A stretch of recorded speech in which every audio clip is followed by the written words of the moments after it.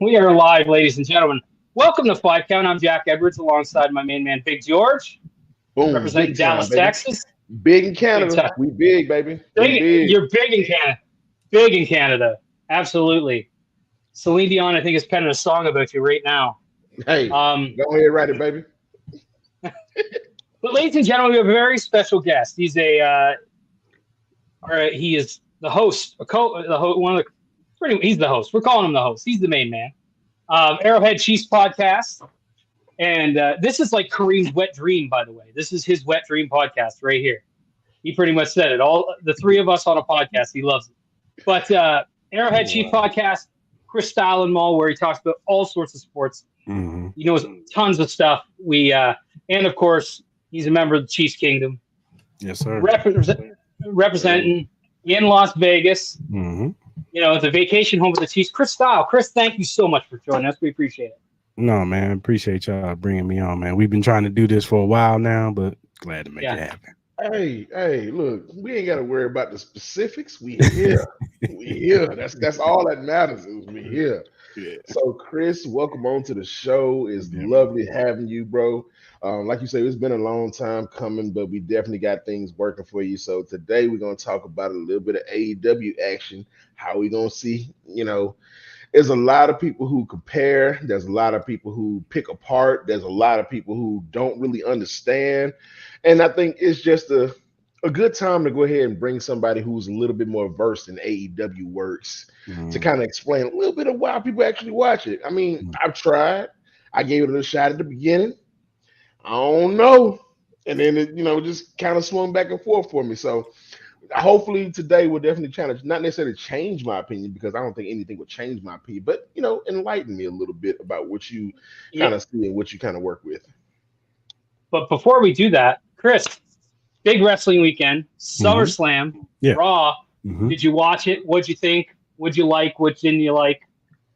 Tell us. Well, let's talk about SummerSlam first. I caught most of SummerSlam. I was at work from some of it, but I caught, the important matches.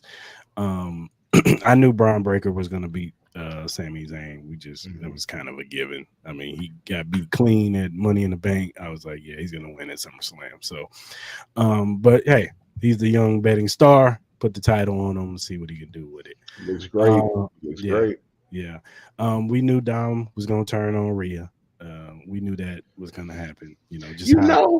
Funny enough about that, I had a conversation with John a couple weeks ago, and I was like, I don't know if Finn Balor sides on that, but as we all seen, it kind of was a little bit of everybody trying to go ahead and, shake the spot up. So, kind of what you alluded to, like Dom and Rhea, that was kind of the writing was on the wall a little bit, but you didn't know which wall it was actually on. So I like how they played it. I like how they shuffled it around a little bit.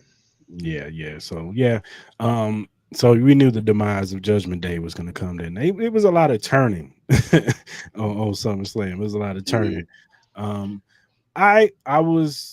not surprised that Nia Jax won. She deserved it because I understand you want to make the Queen of the Ring prestigious. You want to make it like, hey, if you win the Queen of the Ring, you can win the belt. You know what I'm saying? You don't want to have them win the Queen of the Ring or the King of the Ring and then be like, oh, yeah, it's just a dummy thing. You ain't like for the last few times they've had like the King of the Ring and Queen of the Ring. I don't think the person who won has won a belt after that. I don't think so. Yeah, it's been a while since somebody actually took the King of the Ring and the Queen of the Ring a little bit serious. So her actually getting on top was real big for me because I've been waiting on her to kind of make that leap and put a belt on her because she had that whole dispute with the company before. And, she left for a while and then came back. And she was just as dominant, if not better, when she came back than she was when she initially left. So I love the fact that she was able to come back and turn it around, but I also love the fact that they finally put a belt on her for real. Now we can see what champion Nia is like, how, prideful she is with that. So let's see. And they did it in a good and a smart way. Like, I mean, Bayley got her licks in, but in the end, like that finish was pretty absolute. And that's the way you have to do. That's the way I thought it would needed to be at some point. Like, okay, we're just going to I'm just going to kill you here and there you go. And if people say she's unsafe, I'll tell you what, though, for a big woman, like she's pretty athletic. Yeah. Like she does some really cool shit in there, and I'm like, and I mean, like again, like she's got size, she's got charisma. I mean, I think it was a smart move. I agree. Most And unsafe wrestlers have a little bit of a period where they got to finally fine tune themselves. I noticed that they said the same thing about Mabel or Viscera for some of those who wouldn't know him by Mabel, but they said he was, a little bit of a dangerous work. And of course, there's stories from Kevin Nash and everybody else in between telling, how he was dangerous. But in her case, I feel like it was just her being a little bit more safe with her competition because they are smaller.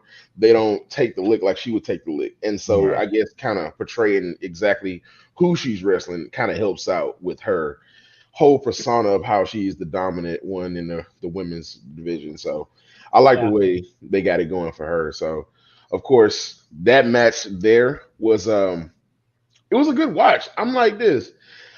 I'm gonna say this, and I don't want people to take this into the wrong context. Most of the women's division is not necessarily not watchable. It just wasn't that good. That was something that you can honestly say you can hang your hat on and come back in a couple weeks potentially and follow up with, because you had Tiffany Stratton come out there kind of making a little bit of a scene. You had Bayley go in there and take her lumps, and it looked like she didn't want to give up the belt. So I can definitely see her coming back and try to get a little bit of a rematch in there, because one, she can be like, your little girl Tiffany Stratton then came down here and messed up my whole flow, just did it bad. So I'm just looking at it all as far as like, this is something that you can hang your hat on. That's a match that I'm not looking at them as women. I'm looking at them as competitors. So I don't like to kind of distinguish the women's division and the men's division because, of course, everybody is a great wrestler in some aspect of the word.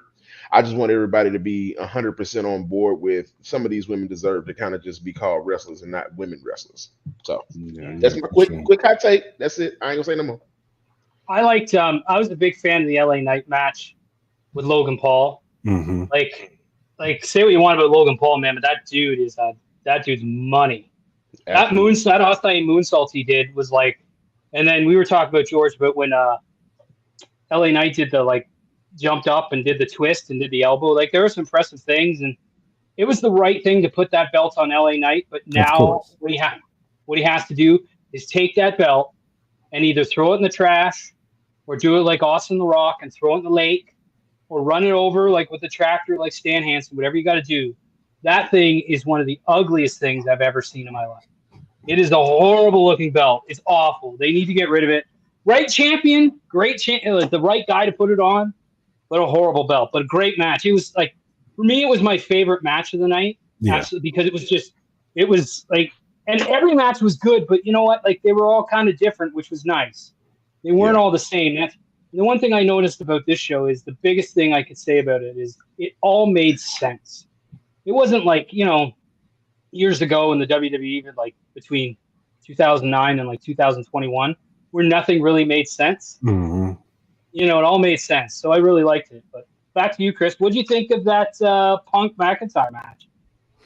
It was a good match. It was good, good cinema, good drama. You know what I'm saying? And I knew that Drew was going to win somehow. I didn't know how he was going to win. I thought Seth was going to screw CM Punk somehow, some way, but it's ultimately CM Punk screwing himself. He got a little bit too sidetracked, and he didn't look at the task at hand, which is Drew McIntyre. And when he gave the GTS to Seth, it screwed him because Drew, got him, hit him with the Claymore kick, and it was all she wrote. So, but I knew Drew was gonna win because once they announced Bad Blood, I said, "Oh yeah, they're gonna do something for Bad Blood. This is all made for them.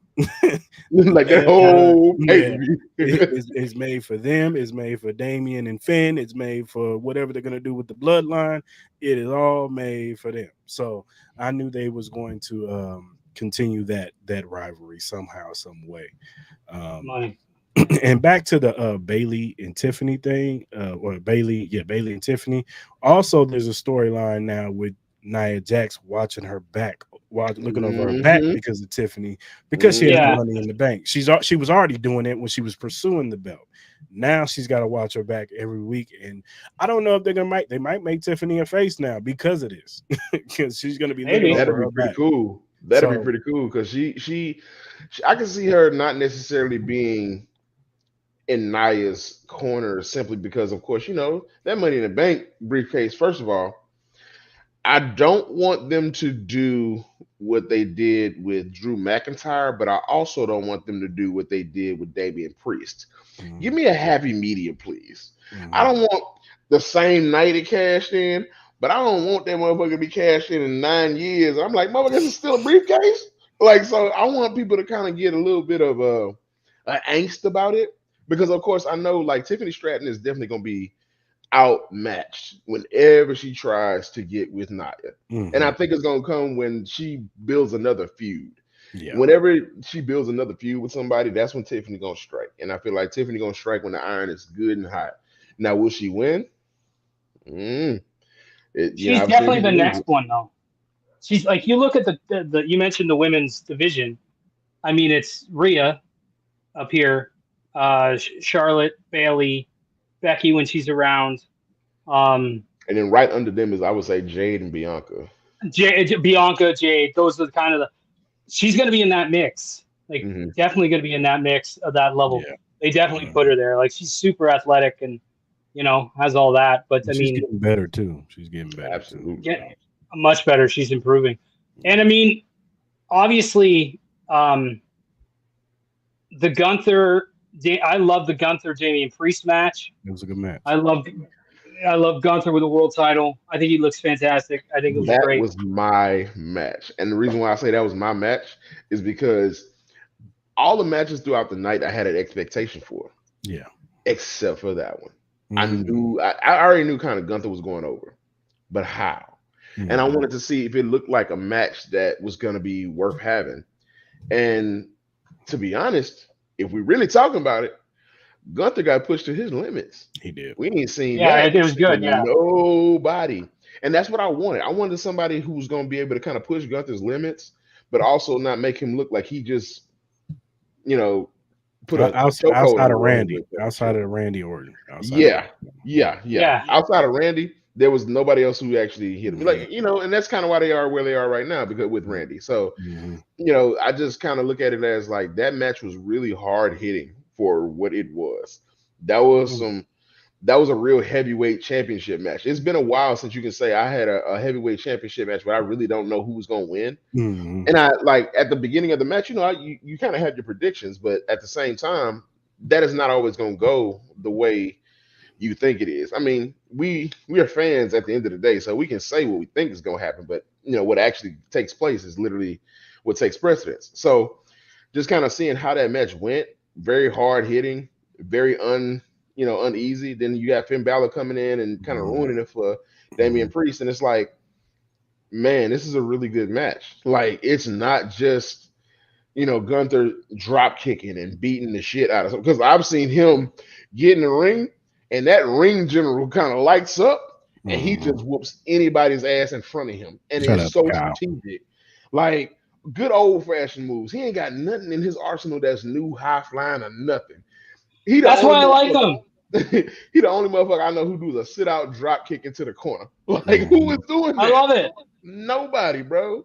So shout out to the homie Kyle. Yeah, shout out to him. Good presence of a foreign fella. Not even foreign. Like, it's not even the foreign thing. Like, because he's like, but just his whole, like, the whole robe and just the plain trunks with no knee pads, with short haircut. He looks like you could walk in off the 1960s and put him in the ring.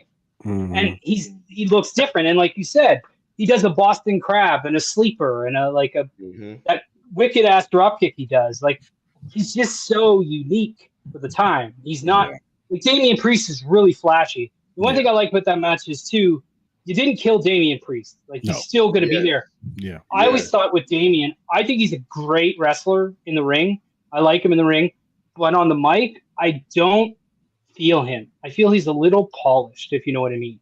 He almost a little bit too much like seems like he's trying to memorize the stuff when he's saying. I don't know. And Monday, he was kicking. He was better. he was better. Hey, he was better. He's getting better. El Campeon just came back. Yeah. Like and I kind of like his swagger when he came back. Mm-hmm. Yeah, he's better. But I think that I hear you though. I hear you. I think he still needed seasoning, but like you gave him that run, so now you can he's a former champion. Mm-hmm. But now you set him aside with Balor, bring him back. I think that I like that part of it. But I thought that was a great match too. No, it was definitely a great match. I knew Finn was going to do something. I just didn't know which way. I didn't know if it was going to be one of those things where he just messed up and like accidentally did something, and then Damian Priest just goes off on him, and then the next night on Monday he's like, all right, I'm sick of this shit. Like, you ain't just going to be punking me in front of everybody like that no more. And then he just do some stuff, But the way they did it, I wasn't mad at it. I knew Finn was going to do something because they had been brewing it, and you just saw in Finn Balor's face, like, man, I'm sick of this dude telling me what to do. Like, I'm Finn Balor. Like, let's not get it twisted. I'm Prince Devlin up in here, dog. Like, I've been doing this. You know what I'm saying? You ain't gonna be talking to me like that. I'm the first champion up in the first WWE champion, the red belt. You know what I'm saying? I'm the first one. Universal. Yeah. Yeah, I'm the first one. So we ain't doing this. So I knew after a while, and then they brought it all back, just to bring it on Monday night. They brought it all back, him when he had a chance to win the match against Seth, and Damian came out and messed it up for him. And, he's like, you betrayed me first. Like, and it's like, I kind of get it, man. Yeah, it makes sense, right? It makes sense. It all makes sense. That's the biggest thing. It all makes sense. Now, the main event, in the immortal words of Jim Cornette, I came on the couch when Roman came back. I was just like, when he came back, I was just like, yes. Mm-hmm. There he is. What's up, Joe? But I was just like, because again, you knew all this stuff. Like, I think we talk in the chats. I think every one of us predicted everything that went on, but it wasn't. You didn't know how it was going to happen, right? But of course, the main thing, the biggest thing that happened at SummerSlam was Roman. What are your guys' thoughts on Roman coming back? I mean, the pop was, that pop was as high as I was, I think, on Saturday. Gone. My opinion on Roman for that night, it literally showed you the power that Roman really has in the WWE. He didn't have to say one fucking word. Mm-mm. 1 million views and not saying shit is crazy. 100 million views. 100 million views. That's what I'm saying. 100 million views and not saying shit. Insanity. And everybody I'm gonna tell you like this. It's probably a good amount of wrestling fans who watched that. It's probably a good amount of people who watched it at the show. To leave there, go home, and pull up YouTube and type in Roman returns like you wasn't in the building, bro. He is really that dude. And to come in and get that storyline popping like we all know it to kind of come to fruition, like we all been waiting for. Like, we've been waiting on him to sock Solo. Like, look, I'm gonna tell you right now, Solo as a tribal chief, he don't look like a tribal chief. He got on gloves.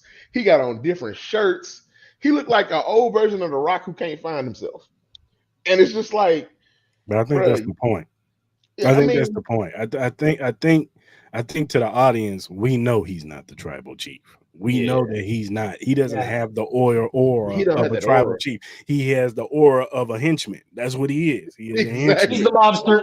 He's the mobster who throws the guy in the river. Yeah, exactly. Like, put in the work. You know what I'm saying? He's Arn Anderson to the group. And not saying Arn was bad, but there was only one. But Solo's good. Like, Solo, I think, deserves to be in that spot. He's done a great job. Yeah, he is. Just, we know he's like, everybody knows it's like that's his role. He's not supposed to be the trap. But fuck no. No. Solo, no way. No. That's war. That's going to be like he's still a Samoan. So I don't think that though bend knee is in their vocabulary. They rather go down swinging. So they ain't sitting. Believe me, there's no Boys to Men ain't singing on Friday Night SmackDown. They want bend knee. But as far as Roman goes, Triple H did in 2 years with Roman Reigns what Vince tried to do for years. Yeah, It took him for like 8 years straight. He was trying to shove Roman Reigns down our throat, and he's the big dog, and he's the big dog, and this is the guy, and this is the guy, and we're like, okay, we see it, but no, it's not natural. It's not. That's a very valid point. That? Because when Roman Reigns had first came to the scene, like him in the Shield, you can tell one of them, him, is gonna be a fucking superstar, and you don't know. Nobody looks like him, right? Nobody looks like that.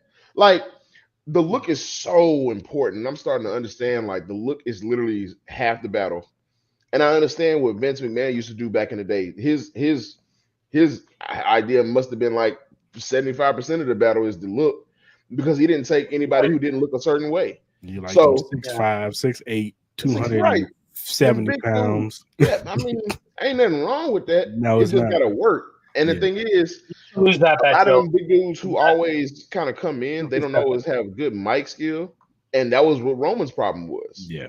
But I think Triple H let him be himself a little bit more. Yeah. And so he was able to kind of just come out of his shell. Like now you can't. And Heyman helped. Yeah, and Heyman helped a lot. Of course. I definitely know Heyman helped a lot. Heyman helps a lot of people's careers. Speaking of Paul Heyman, I heard Braun Breaker say he would love to work with Paul Heyman. Could you guys see that as another version of Brock? I don't think Braun needs him. No. I don't think he needs him. I don't think he's actually really good on the mic. He's a star. Yeah. But if you think about it, who's going to draw more heat than Paul Heyman? But I think right now Paul's about to be a face. I think you about to get. Paul's with Roman. Yeah. Because of course, that's the impetus for him to attack Solo. I guarantee he says, "You hurt my wise man, I hurt you." That'll be it. Like the thing about Roman, he's like anything else, like any major star. Like it takes you a while to find yourself. Like it took Austin 8 years. Roman, it took him a while, and everybody hated him as a babyface because they were shoved down the throat. But I'm like, when I was looking at him, like, good work. He looks like Jason Momoa. For fuck's sake. Like he's just, he's that. And then, but when he became a heel, and I like how black pants, the red shoes, comes out with the thing on, doesn't come out in like the flashy outfit. He's very, very subdued. And like he just slowly, over the last 3 or 4 years, got better. And I think you see it now where he's on top of his game. Like there was everyone will say who's the best right now. I just posted something about Conrad, who had said that it's based on draw, which I believe it is. But like Roman's been carrying, I said Roman's back is probably sore from carrying that motherfucker for the last 3 or 4 years, because he was like, he has been, and but he's money, and it's a feud that continues. And now you can go somewhere different with Cody for the moment, which I don't know where they're going to go, but I'm interested to find that. But I thought SummerSlam was a great show. I enjoyed all of it. I really did. It was a good show. Better than Money in the Bank for sure. But better Money. Not that Money in the Bank was bad, but now we move to Raw, and for me, there's 2 highlights. For me, the 2 highlights of Raw. One was Bronson Reed. I think both of your points of over 300 pounds, both of them. That's my guess right now. Well, the other dude's 400. Like, first of all, Bronson Reed took the show yesterday. Dude is a beast for sure. He was a beast at NXT. A double sidewalk slam on AOP. Yeah. Take my motherfucking money, big dog. That's what I'm talking about. I ain't had nobody I get excited about like that in a while. He got that Mark Henry strength, but not necessarily Mark Henry. He's a little bit of not necessarily a high flyer, but he can move. And he's athletic. And that's one thing you don't get all the time. He is a big man who moves. Like he is not going to be one of them slow burners like early Bronson Reed. Early Bronson Reed was a real big, slow, just methodical kind of, I'm going to hit you here, I'm going to hit you there. And now you can see Bronson Reed kind of picking it up too. So they got some big boys that's ready to run now. Now I'm liking that. Like it kind of gives early Big Show Giant. Yeah, when he was athletic, that was a motherfucker who can't be stopped. I'm sorry. Was it Kareem who said Bronson Reed he's got that Bam Bam Bigelow vibe? Yes. little bit. Very, very big. He's bigger than Bam Bam, but like talk about that's how you get a monster heel over. It's like you put him in with the top guy and have him crush him. Because there was no questions left about that. And even you listen to the crowd with that. They were like, people were screaming like, no, and even me on the couch like, damn, another one, Jesus. Like that dude's got a family. Like, hey, you know when it's serious when we at home thinking like, come on, man, lay off him. Let him go. But I was in the mindset. Get him out of the goddamn ring. Yeah, that's what I was like. I was in the mindset like, can somebody drag him out, man? What are we doing? He's gonna sit there and let him get crushed. I'm in there like, Becky, please. Becky, thanks for nothing.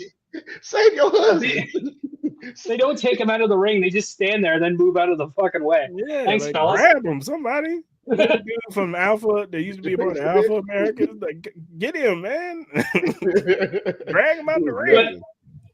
But like, talk about a way to make an impact, which they wanted to do, and like Odyssey Jones and we all know, I think, where the New Day's going, but like him coming in and like that big and that strong and that athletic, it's like, whoa, you know that thing. And credit to ALP too, because you know when you do the move, like they got to fucking kind of hang on. Yeah, so credit to them that the three of them in that move. But Jesus, like that's like 600 pounds. Like he had. Like I couldn't hold 60 pounds like that for 3 seconds, let alone two humongous fucking monsters. Yeah, but I think Final Testament is finally starting to matter a little bit. Like at first, it was kind of like, Do you like that? Do you like them? I actually like Karrion Kross. I think Karrion Kross gets a bad rap. I actually think he does. I don't mind promo. I think he does good promo work. Good size, good work. I think his stick. You know, people. I think the way they put him out there, it was just kind of like, whatever. But I think as time has gone on, he's gotten comfortable in this role, and I think he's getting better at it. I think his vignettes have been better. I hope promos and pray he doesn't become the Ascension. Yeah, because the Ascension was real good like that at the beginning. They were real big on, being big on the mic. They came out with the shoulder pads, trying to be old tag teams, and slowly but surely they became a comedy act. Yeah. I don't want that to happen with Karrion Kross because I know that he has a really good moveset. He has a really good mic presence. He's not necessarily like you would always kind of predict, the next heel. I feel like he has levels to his heelism. I think that he's just kind of, scratching the surface really and being able to kind of, get everybody on tap as far as what he's doing. I just don't like the fact that the storyline inside the storyline is trumping him. Yeah, it is. That's the thing I don't like. I like the fact that he's in the storyline because he's making that the New Day thing work. Yeah. The only thing about it is he's kind of phasing himself out of it simply because it's just not necessarily his fight at this point. No. And so I understand what they're doing. I just hope they kind of carry him over to something else or kind of have a little bit of a traditional route. Like, I think somebody joins Karrion Kross's little group out of the New Day. And I think that, it'll be Woods. Yeah. Probably Xavier Woods just try to jump ship. Not even just jump ship, but kind of take a part of, dismantling the New Day his own self. Somebody had an interesting swerve because when they was in the back and Xavier Woods said to Kofi, "Oh, you two know each other," as if he already knew him. Somebody said, "What if Odyssey Jones turns on Kofi and he's really with Xavier?" Wouldn't make sense. Because if he turned, and I'm gonna tell you why. Because if Odyssey Jones came all the way back just to turn on Kofi after all this time, then what do you do with Kofi? You know why that might work is if it would work if Big E is able to come back. Because then that's you have Big E with exactly. That's the only way that's like who can match power with Odyssey Jones? Well, the fucking dude with traps the size of my face, my head. Probably could. Fuck. Bring Big E back. But like I don't know if that's gonna happen. But I think I've said it for a long time. I think Kofi needs a new look. Xavier, like they've been doing it forever. Yeah. Listen, it's time, boys. And you know what's gonna happen. Like you could see it, but like bringing that big monster in there, it's just whew. Yeah, yeah. I'm like, I don't want a ton of NXT. I've been trying to get back into it because, but for a while it was very cartoonish. You know, It it's way was. too polished, It way too was. polished. It's very polished. But like, so I didn't see enough of him. So I've heard of him, but when he like came out, I was like, holy shit, Yeah. like that's a monster. Yeah. Karrion Kross, I like that they put people around him with him as the center. To me, whenever you do that, it feels like it makes the middle guy bigger. So like he's kind of elevated, but I agree. Like I think they could elevate him, but there's only so many spots. I think what hurts the final, but another thing that hurts the Final Testament is that you have another creepy crew that's way bigger than them in the White Six now. Maybe that's and it kind of clash because they're kind of supposed to be like this spooky, creepy type crew, and then you got the real spooky, creepy crew that everybody actually likes is on the same show as you. Like if they was on SmackDown, it might have worked, but now they both on the same team. It's like it's gonna hurt. But that could be where they're headed. Like that would be a perfect.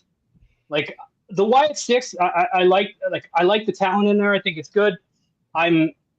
It's not necessarily my bag of potatoes, but I like the presentation is amazing. But like, if like that's a place like those the Final Testament Wyatt Six, that could be the clash. That could be where you go with it. Yeah. But I mean, they're trying to get that Wyatt Six over. Yeah. Wyatt Six is definitely. Is first of all, as a black man with dreads, you mentioned the Wyatt Six, so I gotta say it. I love Dexter Lumis, but ain't no way in hell you ruin this shit out your goddamn head. All right, I'm on a year and a half. Right. He got a little needle and thread in there, but that's my only take on him. Dexter Lumis is my dark horse in the Wyatt Six. I always liked Dexter Lumis. He slimmed up too. Yeah, he did. Yeah, and I don't know if I like that because Dexter Lumis, when he first came out with the black gloves and the comb over, that motherfucker was a beast. Yeah, and I just think that now he's a little bit more untamed, uncaged animal kind of Dexter Lumis. Which, mark my words, I'm saying it here first. Dexter Lumis is going to be a primetime player going forward in the future of WWE. Okay. Simply because he can break away from that group and be anything. It's just how the crowd eats off of him. If he does good enough to actually have the crowd enjoy him, he'll be a real big primetime player going forward. So I like Gacy. I like Joe Gacy. Joe Gacy is good too. Yeah. So I think again, the talent's good in that group. Yeah, that's a nice Nikki is Nikki. Nikki Cross is Nikki. I'm just glad they finally found something for Nikki because they've been doing her dirty for so long. They brought her to the main. When Vince brought her up, it was like over for her. She was doing all kinds of. She was all happy and go lucky. I'm like, that ain't Nikki. Nikki is crazy, man. Nikki Cross has always had that lunatic fringe kind of thing going, and of course, like with the Wyatt Six, it only just helped her tap into who she really wanted to be the entire time. And I think she enjoys it. So not only does she enjoy it, but you can see them as a whole. I'm gonna tell you right now, the interviews that they do, that shit makes the Wyatt Six that much better. Because it looks like this has a real cause of a bunch of fucked up people that y'all done fucked over.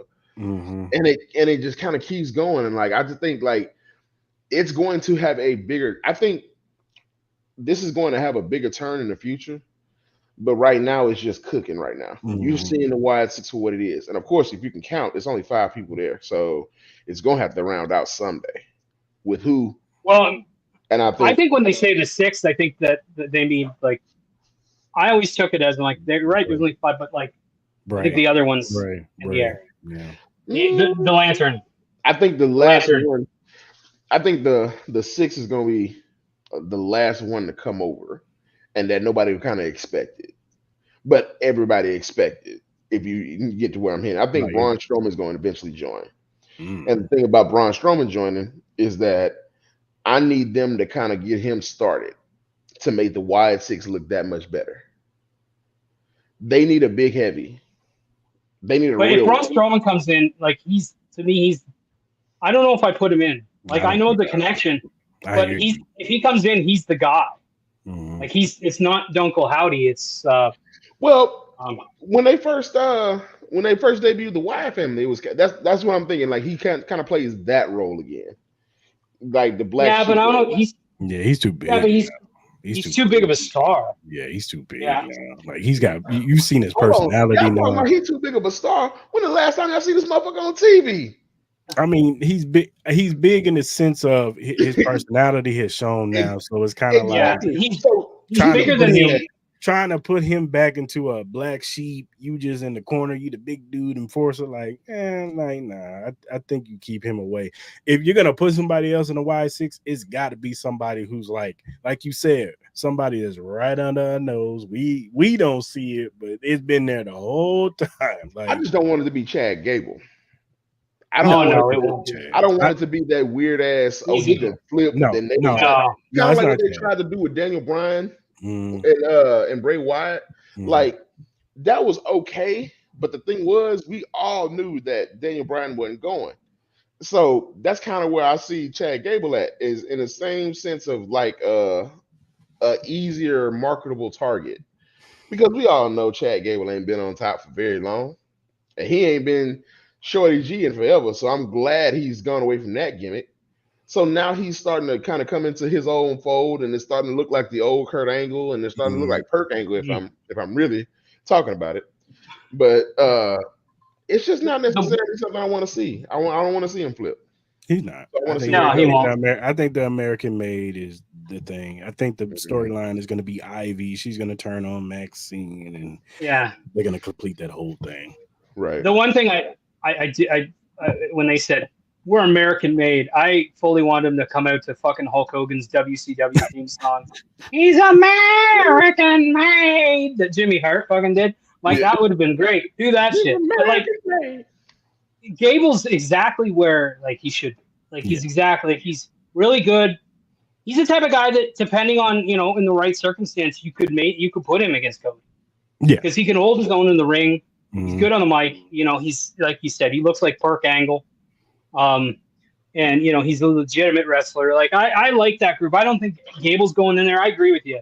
It's going to be the person you don't really see coming. You'll be like, oh, well, that makes sense. Somebody who's being underutilized, somebody who's not really getting the push that they should.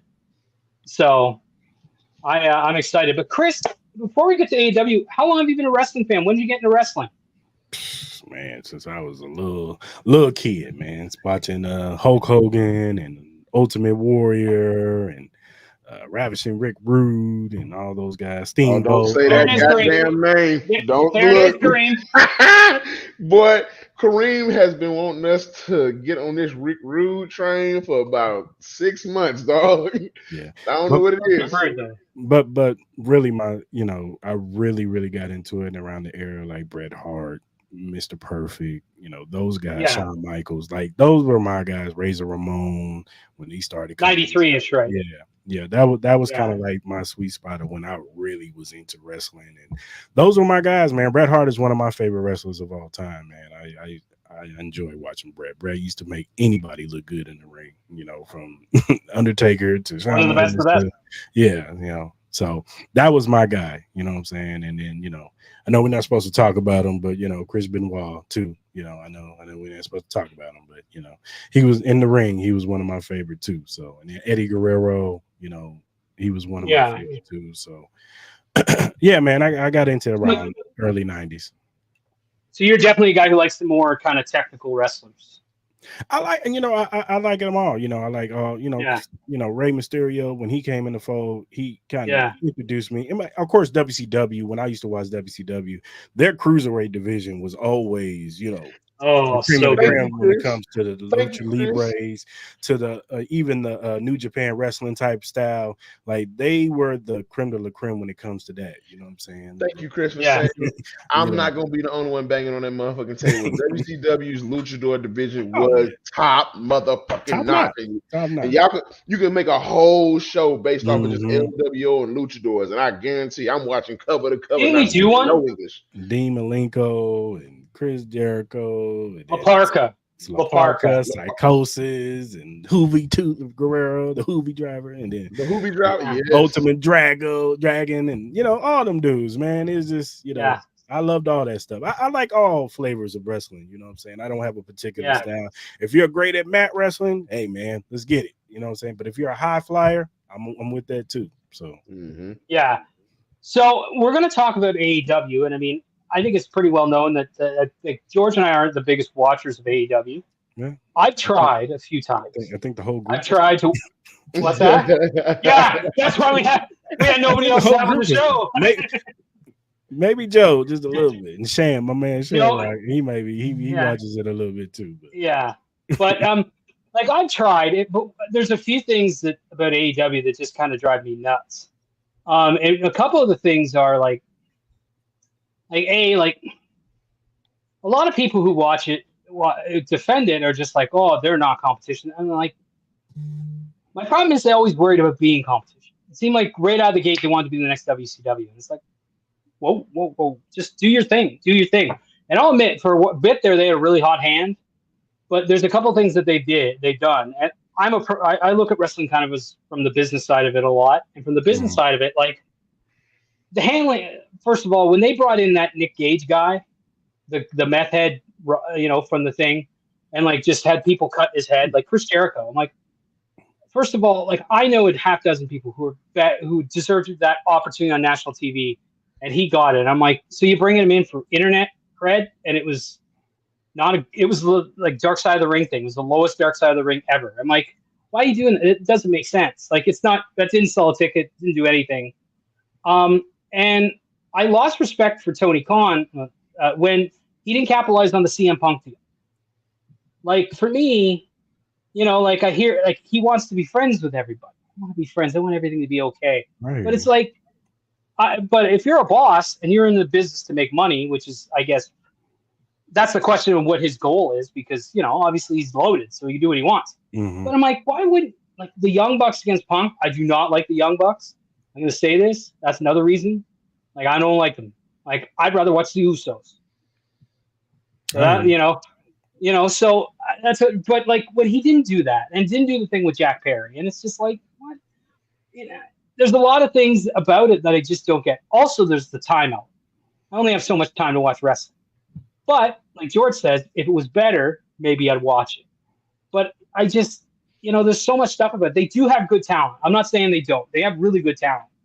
But I just, there's just something about it. It never jived with me. I'm not a big fan of like Japanese style wrestling. There is a lot of that. Mm-hmm. So that doesn't really kind of, I'm more of like, I like when guys sell a little more, Yeah. So I'm a little bit there, but I mean, like, I don't care if people watch it. It's not like I want it to go away. Like, the ultimate credit I can give Tony Khan is he is giving people jobs. Yeah, he is employing people. He put his money up. He put his money where his mouth is. Whether you like the product or not, he's doing it. He's doing the damn thing. But, I mean, a lot of people are very critical about it. And I think there's a lot of it because I hate the word tribalism. When I'm like, I don't like AEW. And they're like, oh, you're just a tribalist. No, I'm 44. I started watching WWF wrestling when I was 4. So I'm pretty brand loyal. It's like, I don't cheer for every team in the NFL. Fuck them. I cheer for one. Yeah. But it's not, I know it's different, but I'm like, and then them being competition, people are like, oh, some guy said it today on the thing. He's like, they don't see AEW as competition because WWE's bringing Punk and Randy in. I'm like, well, they're just starting on a new network. They want to pop it, I think that's the goal. But I'm like, they aren't competition in the sense of like the CFL and the NFL play the same game, but they ain't competition. And that's the thing is like they're competition in the sense that they do the same thing. But I'm like, don't worry about that. It's like, stop the WWE mentions. Stop mentioning them. If I want to hear WWE mentions, I'll watch them. Like, start focusing on what you're doing. And maybe they are because I don't watch them. But that's kind of my issues with it and with the product. And again, like, they got talent. Like, obviously, like, Will Ospreay is a great talent. He's got a great following. Okada's been doing stuff forever. The other guy, they got a lot of. I love Cesaro. If there's one guy I bring back WWE, I put Cesaro with Gunther tomorrow. Mm-hmm. Like, if I were booking AEW, I have Cesaro on top yesterday. I thought, again, his booking's a little weird. Like, when they brought him in, they put him with a faction. I'm like, why did you put him with a faction? Like, showcase him. He's a star. He deserves to be a star. Like, he's coming there because nobody else friggin' saw him as the top guy. So make him a top guy. He deserves to be. And that was my thing, is questionable. But Before we get into Chris, George, do you have anything else? Chris, It'll happen. I don't want to. I don't want to data dump, but it's kind of like what John was saying. It's a lot of different kind of styles in AEW that are not necessarily something that you would normally see in WWE rings, but also to the point, like kind of what John was alluding to. They don't really push their stars like that. Like he said, they kind of brought Cesaro into a faction. When they brought Daniel Bryan in, they brought him into a faction.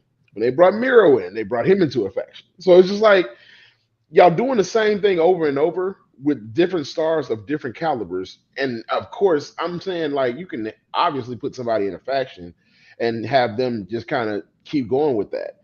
But to have everybody that you bring over that's supposed to be a primetime player or supposed to boost the business, y'all doing the same thing over and over. And it's just like, all right, y'all not doing it. Like at the beginning of AEW, that's when I tried to give it a chance. The ring was, the ring. The crowd wasn't there like that. And it really just didn't really kind of take a big turn until like after COVID. And then when COVID hit that year, I can say AEW did a lot of good things the COVID year because a lot of people left WWE that time. So they had a bunch of talent coming in. Everybody's coming in being happy. You had Miro, you had Brody Lee, you had a couple other people who was in the background doing a lot of things that kind of switched over a long time ago. So now I'm looking at it like RIP Brody Lee because, you got to pay respects to that man because he definitely did play a big part in their business actually getting off the ground. Big Leaf fan too. Big Leaf fan. But I also see that they want the pop from the other show that the person came from to come with them. And I think they live through pops. That's kind of how I feel. Like after that first big pop of the superstar that you decided to get comes over, they have that pop for about a week or two, and then it's gone. And then y'all back to doing some of the same things. And it's just like I feel like they keep reverting back to things that don't necessarily keep people attracted to the business. And it's kind of hard to watch simply because, of course, in my opinion, it's hard to watch because I'm like this.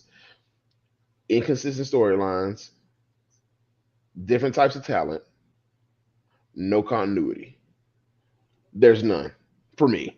There's no continuity without all the people that they have on their roster. It's a lot of people that they trying to push and try to make a superstar. There's one heavyweight champion. Swerve is the heavyweight champion, and look, that's another one that left, and he should be in the exact same spot he's in. I have a boggle with the individuals that they kind of pair him with.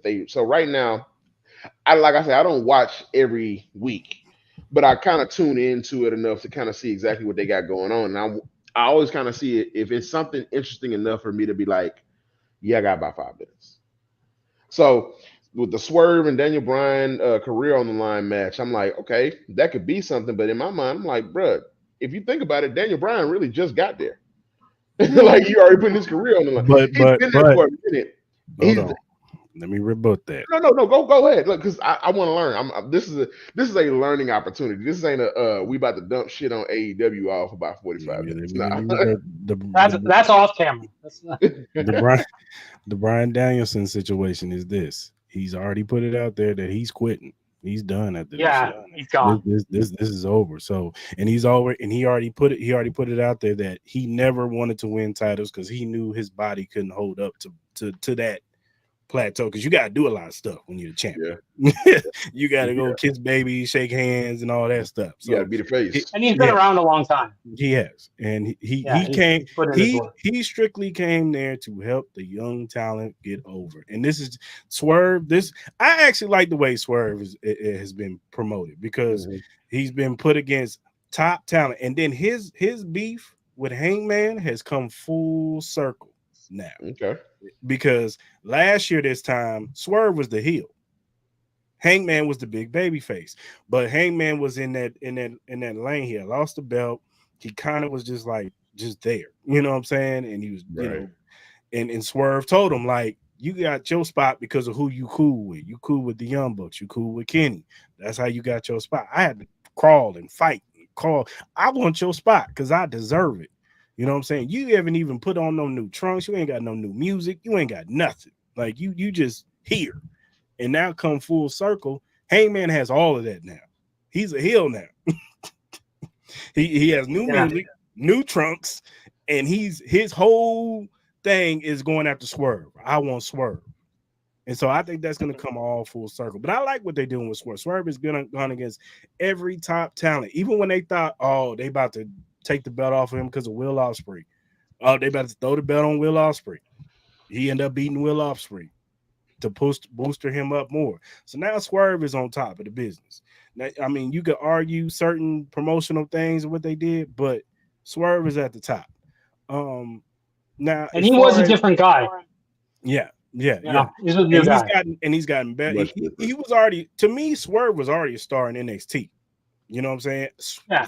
Vince messed that up when he moved up Hit Row and made the AJ dude the leader. I'm like, why would you do that when you got Swerve? Swerve is the guy. Like, what are you doing? Like, so he messed that up. So as far as the talent that they brought over, the Cesaros, the Meros, some of that, I agree with you, Cesaro. Like, I think he used Cesaro to boost her.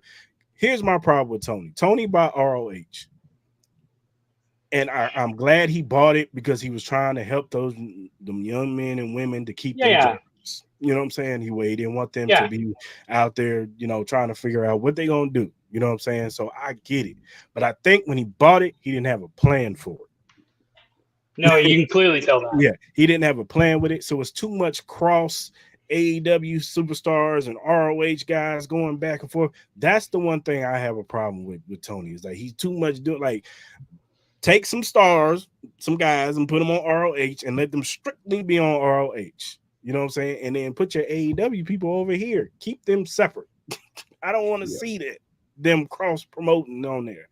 Like you sign your ROH guys, you sign your AEW people. ROH should be for the younger guys, like the guys on their way up, right? Like NXT is. That's how I thought he would. And then you can sprinkle some veterans in there that's like kind of like, like the Dustin Rhodes or guys like that. They can come over there and help those guys out to booster them up. You put Jeff Jarrett over there, you know what I'm saying? Like to help those guys out. So, but as far as like Cesaro, Miro, like Miro's situation is, he boosted him as the TNT champion, and he was that guy. He was on a roll, but injuries have fucked him up. Injuries have derailed him, and for whatever reason, like they can't find a way to put him back into the program. It may be Tony's fault, but when he was on top, he was the TNT champion. He was killing it. Same thing with Warlow. Warlow was a star. Everybody, he was there Warlow. Too. I was like, what happened to Warlow? And then Will Hobbs. Well, Haas, he's a star. He got hurt recently. He was on his way up, but he got hurt. I actually have if it's true that Bobby Lashley and Shelton and MVP are coming to AEW to do the Hurt Business, put Will Hobbs in the Hurt Business. That's just my opinion. Put him in the Hurt Business. Do they have them too many titles? Like they have a lot. I don't even know who their belts are, but they have a lot of belts. Yeah, they do. That you got the AEW, you got the TNT, then you got the American. It's now the American, but it was was the international championship. But I think that's just a stick. I think MJF is just being the asshole. Like I'm gonna change it to the American belt. You know what I'm saying? Piss off all something like that. Because they got All In at Wembley, so he's coming in with the American belt. Posturing it in front of all of them or whatever. I think Will is gonna beat him anyway though, and get his belt back. So, But look, I understand the gripe with AEW, and I have my issues with AEW too, because I think that once Tony started signing all these people, he didn't know what to do with them. Mm-hmm. When he had a smaller group, it was easier to manage and maintain. Yeah, you know what I'm saying? It was easier to deploy these people.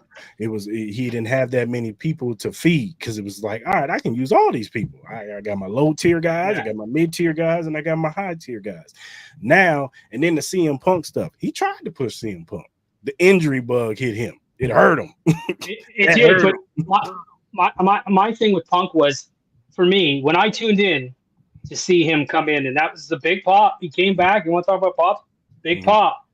But then respectfully, he says Darby Allin. I'm like, I don't want to see him against Darby Allin. Yeah. I want to see him against the top guys immediately. That's why you brought him in. I know why they did it. I get it, but it's me. But to counteract that, Darby is one of their guys. They're Yeah. trying to I push know. it. They're trying I to know. push the Darbys, the MJFs, Jack Perry.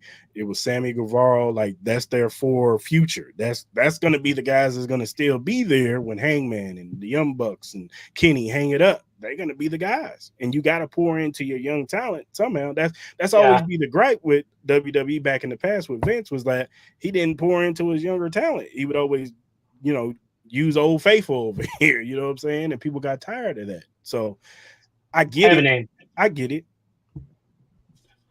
So a couple of things, Chris, you mentioned about the expanding roster. I found that when WCW went to 3 hours for Nitro and added Thunder, that was the end. Yeah.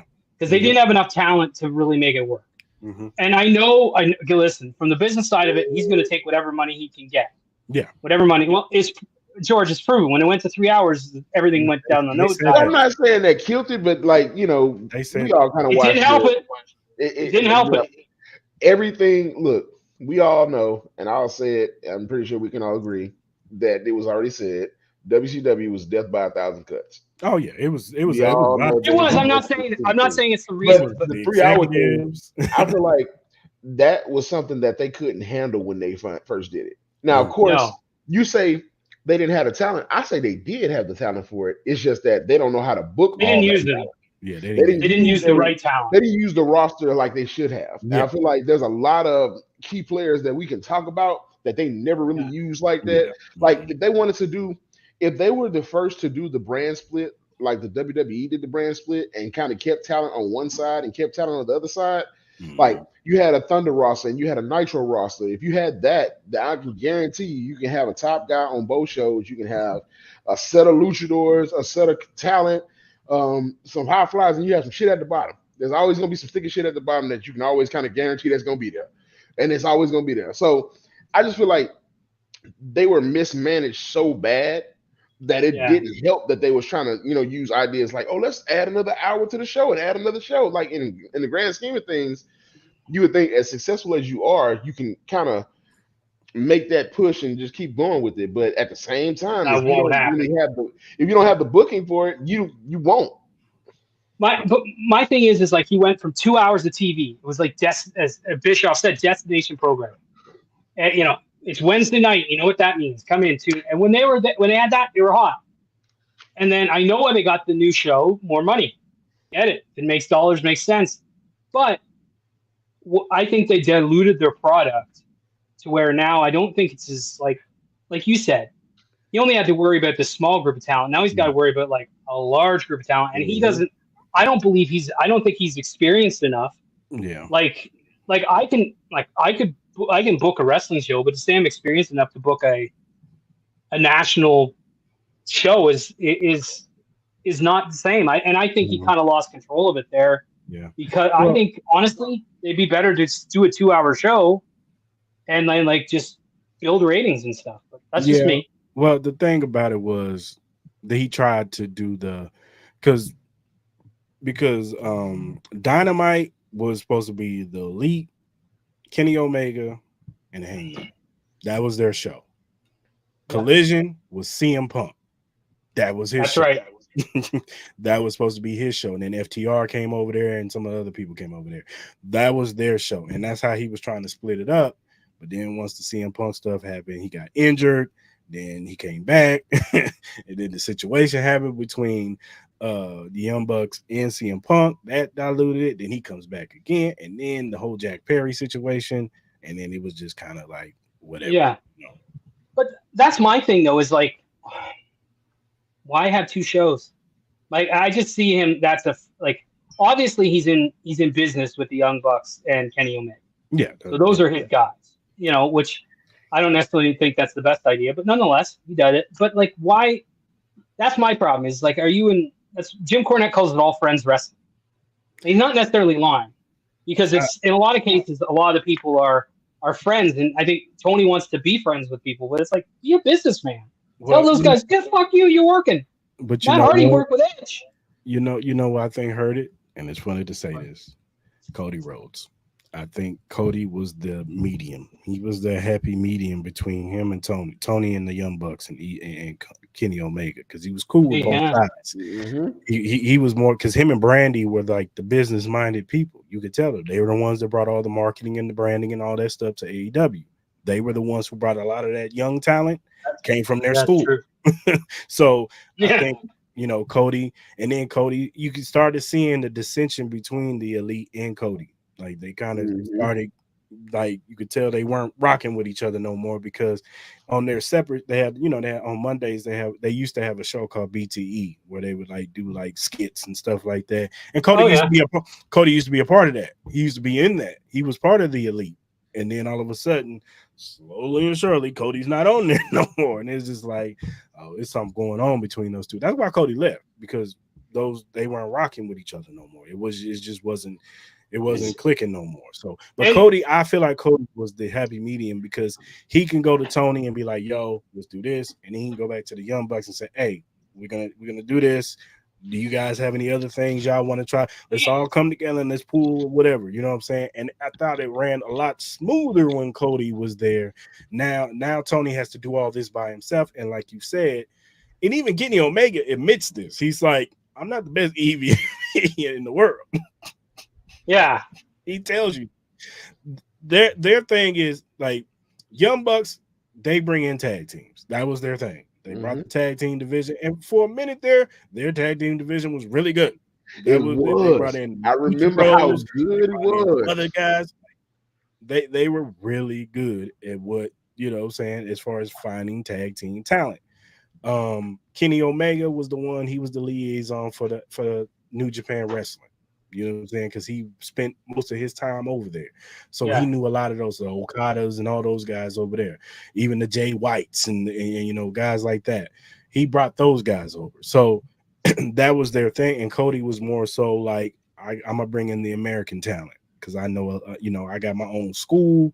I got connections, all that stuff. So I think Cody Rhodes leaving left a dent in AEW. I really do. That makes sense. But the fan base turned on him too.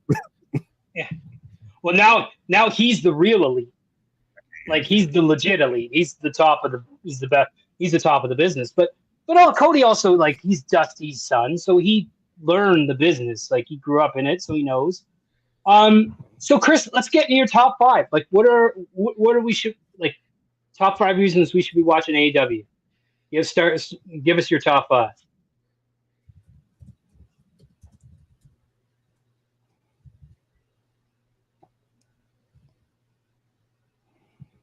They need an old school. Kareem, you had mentioned about it. I would bring in, actually, there's a guy, Gabe Sapolsky. Gabe Sapolsky used to run ROH back in the day when it first started, and he did worked with NXT and the WWE. I think he's a guy. He was Paul Heyman's apprentice. I think there's a guy who has experience, but he's never really been given a chance to have a national platform like this. Like, here's national TV in front of 1 million people every week. I think that would be an interesting, because I think that would be a unique pick if Tony's going to give someone else, because I think maybe he needs to. But Chris, let us know if you have your top 5. I think we're having some technical difficulties. Somehow Chris is not mic'd up no more. I have no idea. Hold on. Can you hear us? I don't think he can hear us. Oh, I muted him. That's why. Oh no! What are we doing? Where'd he go? I have no idea. I don't know what happened. I don't know what happened to Chris. I muted him. I accidentally hit his mic. So I have fat fingers. We'll get Chris back. But see, this is why we brought him on, though, because different perspectives. Absolutely. His storylines kind of make a little bit more sense. I think the one thing about, Cody actually leaving the company and not having to be a liaison anymore actually makes a lot more sense than what I thought about it. It's just the simple fact that, a lot of people have a different outtake on what we're looking for. So I like the fact that they changed it up, but I also am not opposed to them, doing some things that kind of help them out a little bit. because it looks like, and this is just from the outside looking in, AEW does have a lot of talent. It's just like every week they're not putting the talent with other talent. So I don't. I don't think he'd do it. He's best friend. He's like best friends with Triple H. He's not going to AEW. Respectfully, like that's not a. Yeah, I think Chris is having some technical difficulties, but we'll get him back in there. But like, I like what's his name mentioned. There he is, Dustin Rose. Bully Ray mentioned like a guy like Dustin. I think a guy like Bully Ray would be good. I think he's got some experience. He's a little bit of a hard ass, but I think he would make it work. Do you think he got something left in the tank for it though? Because of course he's been doing it for years. Well, not wrestling, but booking. Or just being a booker. Okay, I can see that. Like I think I think he'd be a good booker. Like, because I think Tony Khan needs some help. Like, it just doesn't seem like he's a. There he is. Now we're back in the saddle. Okay, I hear you now. Chris, I don't know where you was before, but this is a different ballroom. So there it is. That's look. I'm back in the casino. Thank God. Right, I'm like, where the drinks at? Yeah. Oh. So Chris, top five. your five reasons that we need to watch AEW. Well, you got to go in there thinking it's the alternative. You don't want to watch WWE when you're watching AEW. You want to watch something different. So you go in and you go into knowing that this is the alternative wrestling channel. You know what I'm saying? So different styles of wrestling. You're gonna see a lot of high flying. You're gonna see a lot of those type of wrestlers in there, and you're gonna be introduced to new type of wrestlers from all around the country. So that's one in the world. Yeah, in the world. So that's one of the things. Then you get introduced to characters like, and he may not be your cup of tea, but hey, he's one of their top guys in JF. He's their biggest heel. He's their guy. You know what I'm saying? He's good on the mic. He's actually very underrated in the ring. I just think his stick is that, I don't have to wrestle. I don't have to do the things that you guys do. I can do that, but I'd rather just not do that. I just hit you with this ring on my finger. He's better. No, he's actually he's actually holds back because of that. I think Hangman Page. Y'all like Logan Paul so much? Yeah. Guess who he takes a lot of his move sets from? Hangman Page. Yeah. The little flip rope thing. Yeah, that's Hangman's Page move. Yeah, he took that. A few other moves he took from Hangman Page. But I digress. See, the thing is about that for me is that is he better at the same move, or is it just a move that he took? Do you think Logan Paul is better at it? Okay, that's my question. No, like nothing again. Like I think Logan Paul too is way more charismatic. He's a star. You look at him; he looks like he's a star. Like he's fucking drink names on the ring. Like so, I think he's like not obviously his in-ring work is really good. They are very different. They are very different. They're two different characters. But Hangman Page. So you like him? You like him a lot?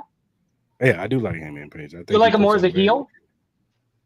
I like his heel work now. Like he at his time when he was the baby face, when they was building him up, it made sense. You know what I'm saying? But now that he's a heel, I think that's going to fit him. It's going to take him to another level. I saw that, Joe. No, Randy does it better. He does the cutter better than DDP. But I digress. I think the tag division is still good in AEW.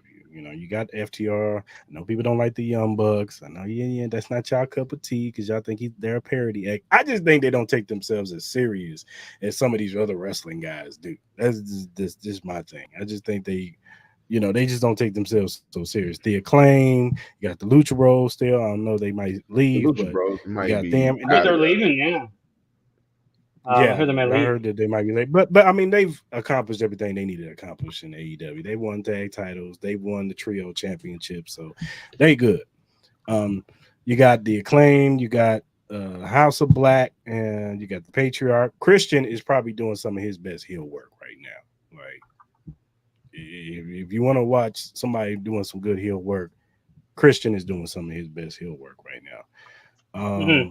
Then the women's division, you got Britt Baker, you got Chris Statlander, you got Mercedes Moné, Willow, you got Tony Storm, you got and Mariah May, and they're doing good work. Storylines, you got MJF versus Will Ospreay, biggest heel versus biggest babyface. You got Swerve and Hangman storyline. You got Tony Storm and Mariah May storyline of them.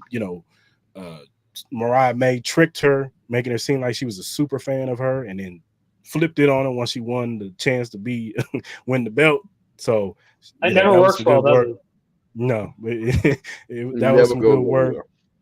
well. And then Willow, Chris Statlander, their beef, Britt Baker, and Mercedes Moné, they got their beef going on. Camille has inserted herself into being Mercedes Moné's, like, she's her Diesel. That's what she is. She's her Diesel. So Okay. those are just a few, few reasons to Yeah. go get into it. You know what I'm saying? I get it. If y'all don't like AEW, that's fine. You know what I'm saying? That's why we have choices. You know what I'm saying? Everything ain't for everybody. Different strokes for different folks. But Chris, Yeah. why do you think they've seen such? Like you mentioned, Cody took away a lot, but around then they were still like on this trajectory, and now they're coming around. Like we see the ratings. Obviously, like you said, like they were up against fucking everything on Saturday. But I mean, and but their ratings haven't been great no matter what's been on television. Is there a reason for that? Like, why do you think, as somebody who watches it regularly, why do you think less people are watching now? I just think that they're I think they're just up against, they're on a programming that when basketball season is in, they got to go against the NBA. You know what I'm saying? So on Wednesdays, what do you rather watch, AEW or the Lakers? Like, if I have to ask that question, I'm just saying, would you rather watch AEW or the Lakers? You know what I'm saying? And they're just their time. I've always had a problem of their time slots. Like the Wednesday show, I'm not so much. I don't have a problem with the Wednesday show, but their Friday and Saturday shows, I just always was like Saturday, especially because if there's a big boxing match, if WWE puts on one of their pay-per-views on, you're up against it. Like nobody's gonna watch Collision if I'm watching SummerSlam and Terrence Crawford, and oh, by the way, the Olympics are on. Like but it's still like even the Wednesday show, like there's just like they were averaging about 1 million people, which I always said like the internet wrestling community, the hardcore fans, you're gonna get about 1 million people, but they've gone less than that.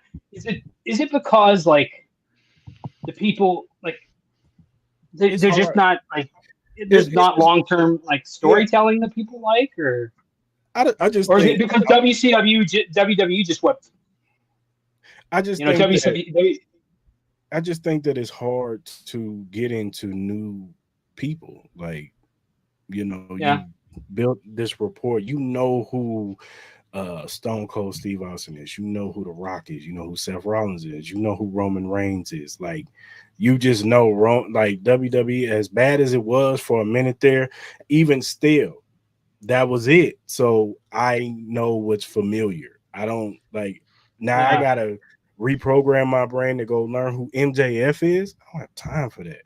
I gotta learn who Hangman Page is and the Elite. I don't have time for that. You know what I'm saying? Mm-hmm. And if it don't catches your eye right away, you're already gonna be like, let me watch that movie I wanted to watch the other day. Like, it's just hard to watch the alternative because WWE was the standard, and it still is the standard because they got 40, 50 years of credibility versus AEW has 5. It's impossible to. And that's why I'm like, when they're like competition, they don't need stop worrying about the other guy. I agree. Stop mentioning, stop worrying about them. Just focus on you. Like, and I haven't said they haven't good talent. I'm a big Adam Cole fan. I think he's a star. Yeah, I think he's like, I think he's a big star. Injuries It hurt him too. Yeah, you're right. They have been dinged by the injury bug.